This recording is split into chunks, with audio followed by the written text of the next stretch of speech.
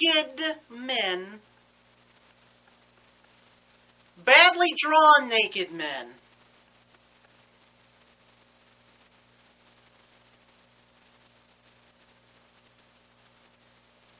With an E. Naked. N-E-K-K-I-D. Men. Naked.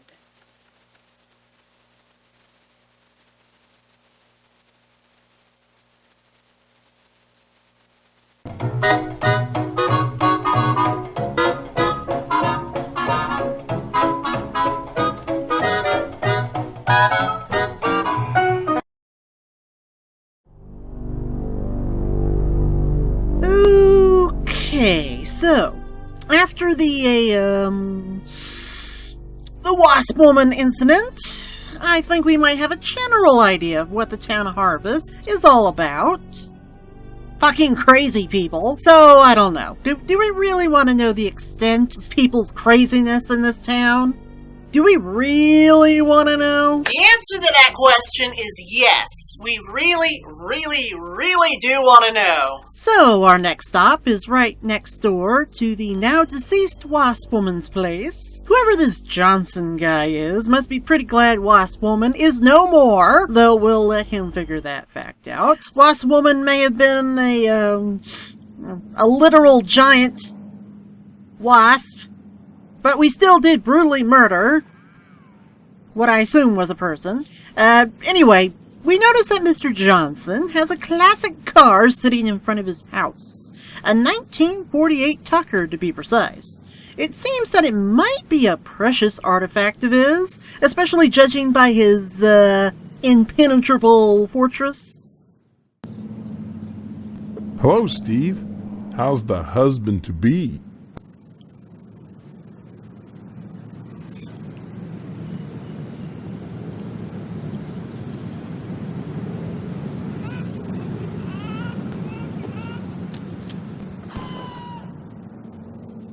Other than having no memory, I guess I'm alright. Alright? You should be ecstatic, considering what you're getting into, if you haven't gotten into it already. Speaking of which, I heard Stephanie was grounded. Her daddy's worried about getting his meat. Though if I were him, I'd be more concerned about Stephanie getting some meat. Alright. So, what kind of meat are we talking about here? Because I get the feeling that we're talking about a certain special kind of meat. You know, like a German bratwurst, perhaps? Big and meaty and fleshy and possibly moist. You know, ready just for someone to just chomp on down onto its deliciousness. Although chomping might not be the, recommended way to go. You know, just easing on down the throat, honey. No rushing now. The poor movie Deep Throat wasn't made in a day, after all. So, after the comment of Steve always being a kidder, and Steve comments about losing his memory and nobody gives a fuck, whatever, Mr. Johnson then introduces himself. I'm Mr. Johnson, remember? Glad you stopped by. Just got finished waxing the Tucker. I could use a little relaxation. But since Edna's not here, I might as well talk to you. I have a premonition that I'm going to absolutely regret asking this question, but who is Edna? Edna Fitzpatrick is one of the snootiest women in town. I declare there isn't a woman in Harvest that turned me away. Judging by that sweet mug of yours, I would not doubt that for a second. Ladies' man. Wow. If I was interested, that is. You won't accept my sexual advances? Fine. I wasn't even that interested anyway. Ugh! Just because she owns DNAs, she's got all these highfalutin ideas about independence. And her with a little girl to raise.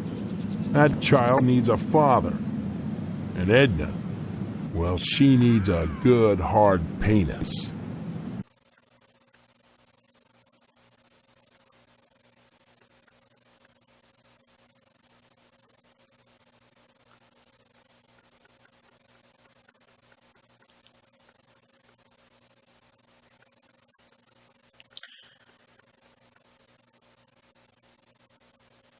Is penis a euphemism for something?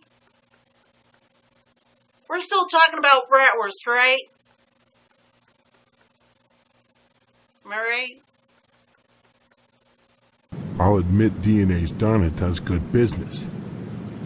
But money isn't everything to a woman. Can money keep you warm at night? Can you wrap your thighs around it? Rake bloody gashes in its back with your painted hollowed fingernails? Edna! Edna! So, how's Stephanie? Well, judging by the fact that Steve doesn't appear to have painted harlot fingernails raking bloody gashes in his back, I'd say Stephanie's doing pretty fucking swell. Or, you know, in Mr. Johnson's words, she just needs a good hard penis. Speaking of Stephanie, I still haven't gotten an invitation to the wedding yet. I don't have anything to do with that. That's okay. Personally, I'd prefer a pass to the honeymoon. You could use the back seat of my Tucker for the maiden voyage. It's plenty big. Believe you me. I'd drive you around. And I wouldn't look in the back seat. I guarantee it. Though if you'd like to come up front and take the wheel a while, I wouldn't say nay. Oh my god, why are we still talking to this guy? Why are we still talking to this guy? Stop, Steve, let's go, let's get out of here. So, getting off the topic of old men being so horny and having us talk about how horny old men are so goddamn horny, let's talk about that old car over there, that Tucker car, yeah. Heck of an automobile, isn't she? Damn shame I have to sit out here and watch over her all the time. But if I didn't, those stupid kids might scratch her up playing ball. I'm mighty particular about my Tucker. I had the garage remodeled like a fortress, so I could lock her up at night and get some sleep. I'm sure she's safe enough inside. A few months back, someone broke into my house, trying to get into the garage. I had to gripe like hell before the sheriff agreed to start the evening patrols and instigate the curfew. And thank God Steve will develop absolutely no reason at all to also break into the garage. Absolutely no reason at all. You know, unless it happens to involve some sort of fraternity initiation. You laugh now, but that assumption isn't far off from what happens later on in the game. And I'm not joking. And with that, we are done talking to horny old men for this lifetime. Maybe for the next goddamn lifetime. Though I fear the horny old men of this town are not quite done with us. Bye now. Goodbye, Mr. Good Hard Penis. Just like Mr. Goodbar. Only here, the bar is not a bar. It's a penis. And so we continue onwards, back the way we came this time, past our house to the friendly neighborhood general store. Hopefully no references to things that are erect, other than the description about this fire hydrant over here. A phallic symbol, thrusting boldly upwards from the concrete, ever ready to spew forth. Shakespeare couldn't have written that any better! It looks like somebody broke into this place a while back. Broken glass everywhere, dude over there cleaning it up. I guess somebody just had to get their hands on some of those creamed asparagus tips. 2 for 49 cents? What a freaking ripoff! All I want is the tip! Just the tip! Just the tip. So, we waltz on inside to the general store, and we are greeted by the woman who works there. Can I help you, dear? Who are you? This is Phelps General Store, so who would that make me? I don't know. Somebody not named Mrs. Phelps? Maybe you need to go back to Gein Memorial and have Miss Whaley teach you about logic. My logic is in pristine condition. Thank you. But seriously, who the fuck are you again? So, Steve explains that his memory is gone, and oh, wait, I don't know, let's take a wild guess here. What Mrs. Phelps is gonna say to that? Pshaw, you always were a kidder, Steve. Oh, fucking Christ. I'm serious. I need some help. I'm serious. I need some help. Well, they say a sharp blow to the head is a good thing for amnesia. In which case, I'd recommend Miss Whaley again. Oh, God. Miss Whaley sounds like a fucking peach. And we're gonna figure that out soon enough. We don't need to speed up this crazy train faster than it's going right now. Please. God damn. Then again, they say a good scare can jog the memory. In which case, I'd advise you to visit the Sergeant at Arms over at the lodge. That man gives me the willies. Speaking of willies, how's your father? Don't know. Haven't seen him. And speaking of willies that should be best left unexplained, may I please remind you of this previous conversation? Me and Mom went at it last night pretty hard. He stayed in bed. I saw what she did to him. It was pretty bad. Alright, so I think we're done here. We don't really need to buy anything at this moment, so let's move on and go to our next stop, the local post office. We walk on inside the post office, and nothing here seems to be out of the ordinary here. Just a blind woman trying to read her mail. That happens all the time. Some posters are up here, one advertising the bake sale, and another advertising the fact that you can get a lodge application here. And so, with Steve facing the fucking wall, he begins to chat with the postmaster. Yes? I need some help. Mr. Postmaster Boyle, what can I do for you today? Well, I am definitely not gonna get a lodge application here. If that's what you're thinking here, Postmaster Boyle. Despite the fact that everyone in this town kind of really wants me to do that. Get a lodge application. I'm not giving in to peer pressure, though. Because I don't do that. I say no to drugs and lodge applications. At this point in time, anyway. Or when I have absolutely nothing else to do in the game. Then yes, I will totally give in to peer pressure. That's just dandy. Everyone should learn about their postal service. Mail, young man, is the glue that holds civilization together. I think you might be overstating the importance of mail, Postmaster Boyle. Just a little bit. Young people, they know it all. I'll bet you think newspapers are the glue, don't you? You think they're faster, more timely, more reliable than the mail, right? Well, Harvest hasn't had a newspaper for 6 months since the fire. So why hasn't it fallen to pieces if the newspaper is the true glue? What's kept Harvest together in its place? The only thing more faster and more reliable than the mail is that thing that used to be called the boob tube. Son, TV is the single greatest threat to civilized discourse ever invented. That darn box brainwashes people, turns them into zombies. Well, if you're talking about cable news, reality television, and anything that looks like the E! Entertainment Channel or TMZ, I would be inclined to agree with you on that there, Postmaster Boyle! Very much so. No one goes outside and talks to his neighbors anymore. No one writes anymore. They just sit and watch that darn TV. I tell you, the newspaper building burning down was the best thing that ever happened to Harvest. It put them back in touch with the glue itself. They were writing again, till the TV station opened up. Now, maybe something needs to happen to the TV station, too. Ah, good for you, Postmaster Boyle! Over-exaggerated feelings of insuperiority concerning job security can always be cured through jihadist methods. Although somebody needs to tell Postmaster Boyle that people don't write letters with glue.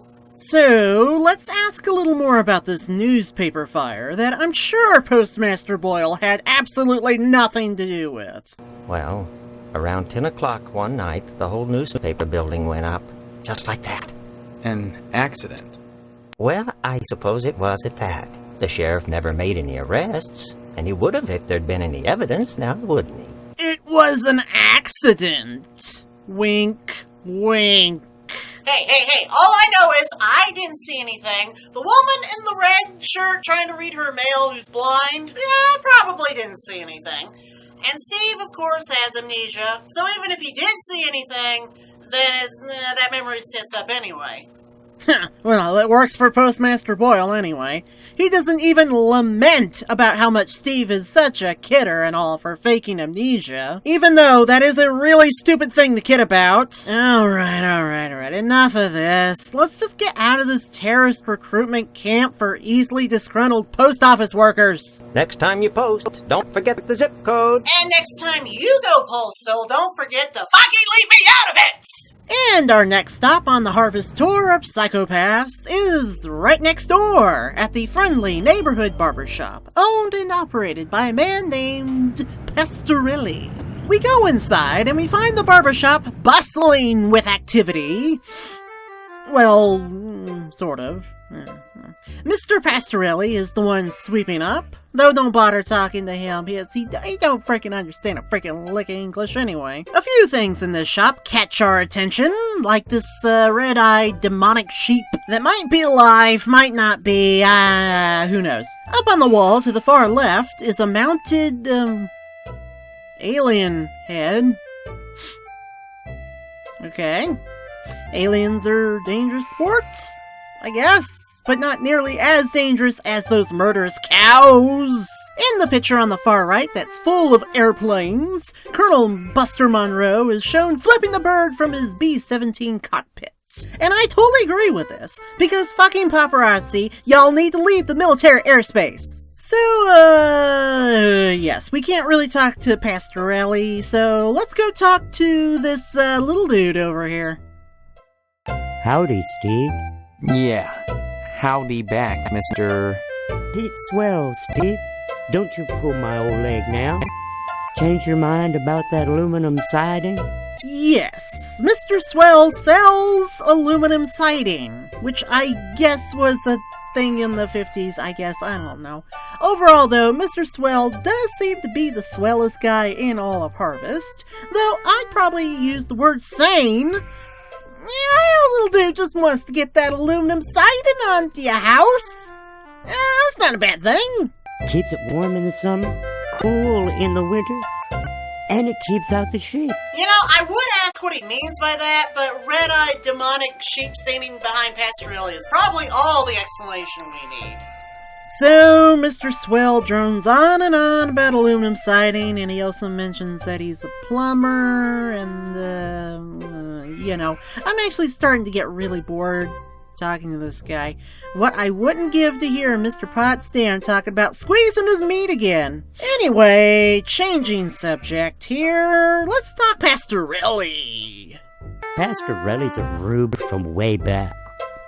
Ask Clem Parsons how he followed up with the alarm system in here. I'm a plumber. I could fix it for him, but he just won't listen. Right, so you can take a toilet plunger to an alarm system? Is that right? And I think that's about it for Mr. Swell. Yeah, all else he mentions is that plumbing is a better business than aluminum siding because people flush stupid shit down the toilet all the time, and whatever. We're done with him. We're done. So let's talk to the dude sitting across from Mr. Swell. Hello there, youngster. They say them aliens I was telling you about, well, they came back last night. Cut another crop circle in my south field. Oh, there we go. That's more like it, Harvester. You had me worried there for a second. But I see now that we're getting back on the crazy train here with a side plate of hillbillies versus aliens. Woo-wee! Any second now, Mel Gibson and Joaquin Phoenix are gonna bust in here and splash water on our faces. Oh! How come I never seen none of them saucers, Clam? Them aliens is wily, Pete. You don't cross the intergalactic void without learning a trick or two. And yet, this guy has an alien head mounted to his wall. So what does that tell you? You know what Pastorelli did? Yesterday, he gets an alarm system to protect his pole. Only he don't know how to rig it, so now it's all awry.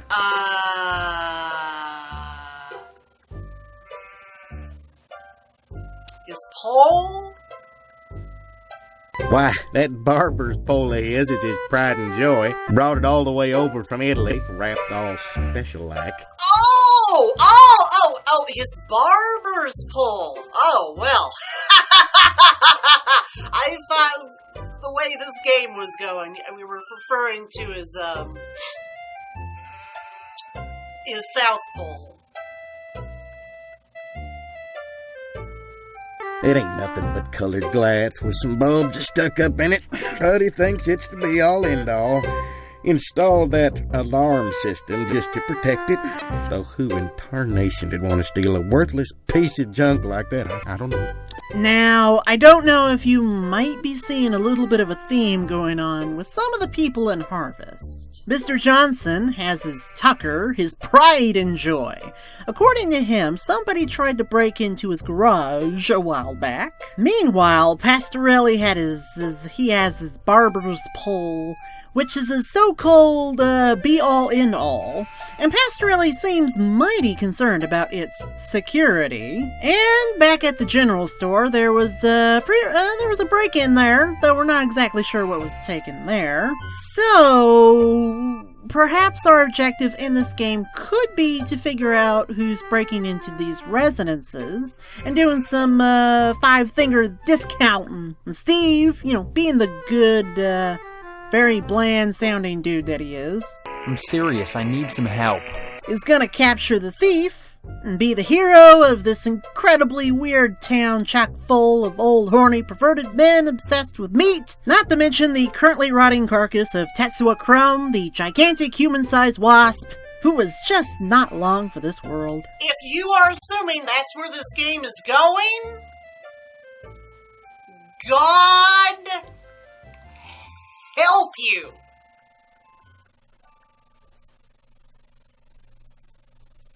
And so we continue to learn a little bit more about that alarm system. Pastorelli shelled out for an alarm system, all right, but he's too cheap to hire an electrician to hook her up. Dang idiot cross-wired it to the fire sprinkler, so now when the alarm goes off, it sets the sprinkler spraying. Tarnation! Aliens looking for intelligent life ought to stay away from this shop, sure enough. And anyone who doesn't think that doesn't sound like an accident waiting to happen should already be torched to death in a newspaper blaze that was not caused by Postmaster Boyle. Alright. Let's hear about them aliens. Well, son, the ways of the alien is a specialized area of woodcraft unknown to all but the wiliest sportsmen. What you gotta remember is, your average alien is smarter than your average human. So you gotta be extra careful building your blind if you want to bag one. You hunt aliens. Son, after nailing an alien, you can never go back to quail. What, you think you can get one of those at a swap meet? Why no, sir. I don't believe I can get that at a schmutney. Is there any other schmutneys where they would have alien heads? Schmutney? Line your blind with lead to fool their sensing machines. Lay real quiet and wait. Preferably in the woods around the nuclear base. Oh, they love messing around out there. Why not wait outside your field, Clem? Wait for 'em to come a-carving. Oh, they do their crop doodles with zap guns, you darn fool. Don't you know nothing? Besides, ain't no place to put the blind out in the field. Now, you listen to Clem Parsons if you want to tag an unearthly being. They cross the void, wondering what lies beyond, all the time not knowing that what awaits them is buckshot. Alright. So, question.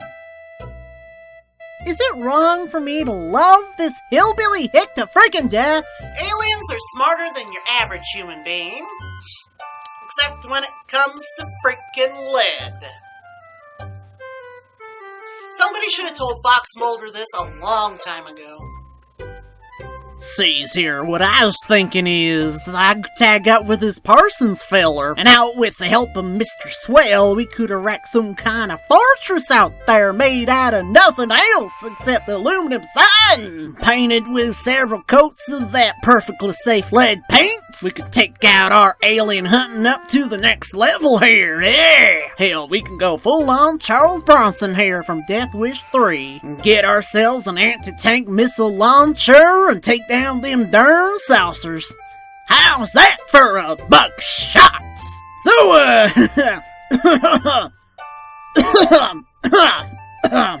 yes. I think we're done here. Let's say, let's, hit the road here. Anytime, Steve. Now, if you were assuming that whole conversation we just had was more than enough proof that we're stuck in an episode of The Outer Limits, written by people who were stoned off their goddamn asses, wait until we take a stroll down the street down here, as we come across this, missile base. And this missile base has only one guard guarding this missile base. Or more like half a guard. Literally half a guard. Other than that, there isn't much to see here. There's a few aeroplanes, and there's also one too many of those big-ass missiles. I would think you would only need one of those to blow off a small portion of the planet. But then again, you never know. Planet X might be here any day now to blow a giant-ass fart on all of humanity. Halt! Who goes there? They tell me my name is Steve. All right. This is Section 21. Keep your distance, son. I wouldn't want to have to blow your head off. Alright, now, don't think this guy won't do that. Because chances are, he might. I mean, it's not outside the realm of possibility. Who are you? Colonel Buster Monroe, commander of the Harvest Nuclear Missile Installation, keeping America safe from those who would dye our flag red, white, and pink. These are nuclear missiles? Steve, please. That's the first question that comes to mind? Really? Nah, we're used to that same Buster Monroe as the one flipping the bird in that picture back in the barbershop over there? Or how about the question of, can you take a piss? Are you still able to take a piss? How do you take a piss? Or do you even have a dick and balls? Or were those just happen to be chopped off also? Or, here's a question. Do you do that one thing like in Beyond Thunderdome, where you're the short guy, but you have a big muscle counterpart forcing your commands and carrying you around everywhere? Because I would totally do that! Anyway, I really should stop talking, because there's about to be so much batshit crazy dialogue to shift through. Starting with, in answer to Steve's question... Goddamn right they are. Every one of them ready to rain death on the Ruskies. All I gotta do is hit the button, and blammo! The price of vodka goes through the roof. Along with the vodka. Well, I suppose you have, safeguards against accidents? Safeguards? Don't be such a weak sister. There are no safeguards. This is the 50s. Then you have sole control of the, missiles. That's right. Been in charge here since WW2, when I got my lower torso shot off in the war. Those pantywaists in Washington wanted to stick me behind a desk. To hell with that. They owed me. I left my legs in Dusseldorf. They owed me. Of course, they felt that after the trauma of having to crawl from Germany to England trailing my intestines behind me, I was too emotionally unstable to continue in the military. Emotionally unstable? Oh, really? I don't know where they got that from. I don't know. Well, you're probably not going to keep up with them anyway. But you're waddling on your hands. But other than that, emotionally unstable.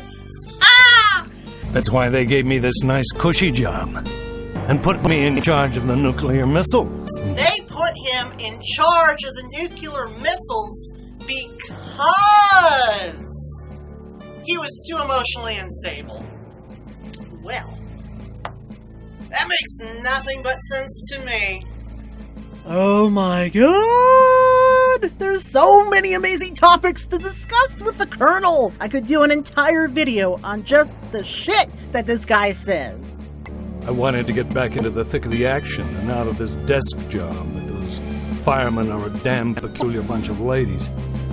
I thought they'd object to my lack of a lower body, but they wouldn't let me join the fire department because they said I couldn't draw naked men. Can't draw naked men? Who the hell wants to? I could draw one if I was a sick commie pervert. Look, I did this last night. What do you think? Well, I must admit, Colonel, it is not hard to see the appeal of a first grader's interpretation of what gay porn looks like, though I would leave that to the fourth graders. I think they're more likely to know how to draw pectoral muscles. Alright. Anyway, moving on. Anyway, why don't we talk about... Frankly, all these questions are making me a little suspicious of you. Maybe you're one of those pink-blooded Americans. Pink-blooded? Was I the one drawing naked men? While being very horribly unqualified to do so. Picasso, you are not. Can you give me any reason why I shouldn't shoot you right now? Yeah, I can give you one. You forget freaking blood all over Steve's 90s flannel shirt. No. Nobody wants that. Oh, if you're gonna shoot him first, then please have him take his shirt off first, at least. So you can draw him! Naked men! Naked. And then you can shoot him. Oh, and Steve also has this pesky thing he calls the Second Amendment. Oh, no, you might have heard of that, Colonel. It's so annoying. Your average commie bastard is always only too ready to hide behind the Constitution. Real Americans waive their rights for the common good. Would you? First off, Colonel, waiving your rights for the common good might fall more under the tenets of communism as opposed to drawing naked men. Well, that being said, though, absolutely yes, I will totally waive those rights. You know why? Because I love my great country of mine, United States of America. United States of America. I love my country. And also, I'm a defenseless fuck. And you're the one with a gun. So crap on me. America! You talk a good game, mister. But so does your average commie bastard. The Kremlin teaches its agents to talk their way out of a scrape. What do you think about that, son? Well, Steve's got two responses to that question. One, the communists can hardly be said to hold a monopoly on intellectual discourse. And two, I don't think much about that, Colonel. Both seem to be pretty decent answers. I don't know. Alright. How about this? Let's flip a coin. Heads, response 1. Tails, response 2. I don't know about you, but that sounds pretty reasonable to me. I don't know about you. I think that Two-Face guy from the Batman series would totally agree. Tommy Lee Jones would totally agree. Anyway, let's just do this thing. Ow! Snap! Okay. And... oh shit, it's heads. You should have watched more TV and read less Dostoevsky if you wanted to pass for an American, comrade. Damn it! No! I forgot! Americans are supposed to be brainless zombies who don't know how to use the mail system! How did I forget that? Oh well, time to die.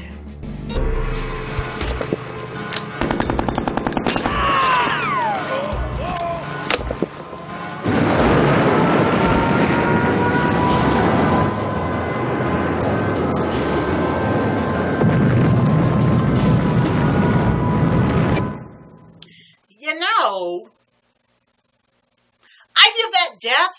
A full 10 out of 10. Steve died, and he inadvertently took the entire planet with him through careless mishap. Dr. Strangelove has gotta be so jealous right now. Well, alright then. I guess I should have quit while I was ahead. Anyway, coming up next time on Harvester, we'll probably talk more to the Colonel. Maybe. Look, I'm just trying to make up for the lack of dialogue we'll be having with the town mortician, because turns out, if you want to catch his attention, you gotta be a bum. And you also gotta be dead, because apparently he likes bums and he likes dead people.